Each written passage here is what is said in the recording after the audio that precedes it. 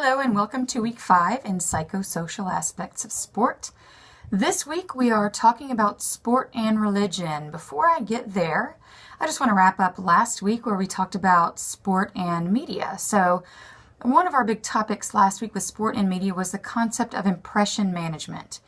And you can really see this if you watch ESPN, and if you're a little older like me, you can see how their journalistic and reporting style has definitely shifted. ESPN used to be like a news channel where they had anchors and reporters who reported the news kind of in a neutral and journalistic way. And now ESPN is shifting to a much more team-driven content. They let the specific individual teams provide them content rather than kind of digging it up themselves with reporters. So now content that you see on ESPN is managed by the teams themselves. So you are much likely to see what a team wants you to see, the story that they craft for themselves and the image that they craft for themselves, rather than a more neutral journalistic style of reporting. So just kind of an interesting trend I've noticed in ESPN that we looked at last week with the concept of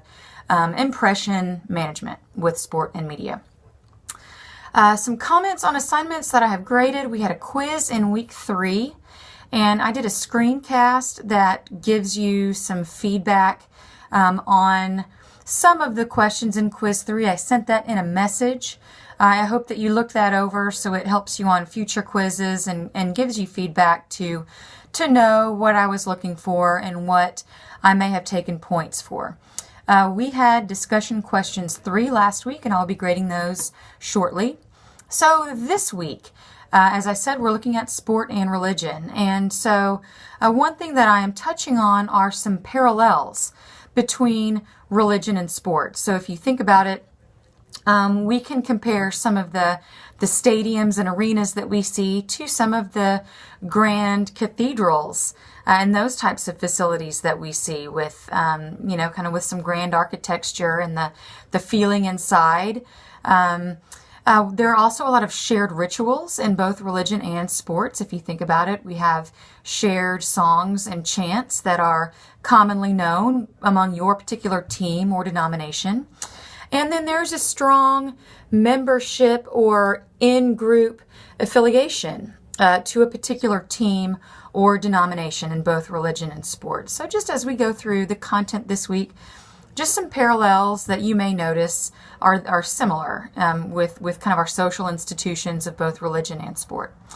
Another main concept that we're looking at this week is the idea of secularization theory. And that is how sports may be substituting for religion as our society becomes a little less influenced by religion. So a few hundred years ago, religion was much more prominent in our society as a driver of our various social institutions, our norms, our education, our laws.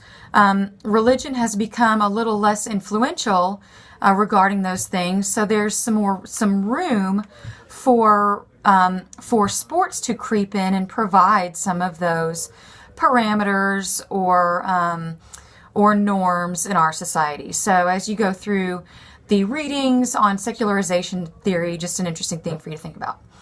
What is due this week is discussion questions 4, and there is also a trend analysis this week. Hopefully you're getting the hang of those trend analyses, and remember that you do need to pick 2 and provide some substantive feedback on that discussion board reply. So again, see that assignment for the specifics on your reply to the trend analysis assignment. So hope you are doing well this semester and having a good week 5. I'll catch you on the flip side.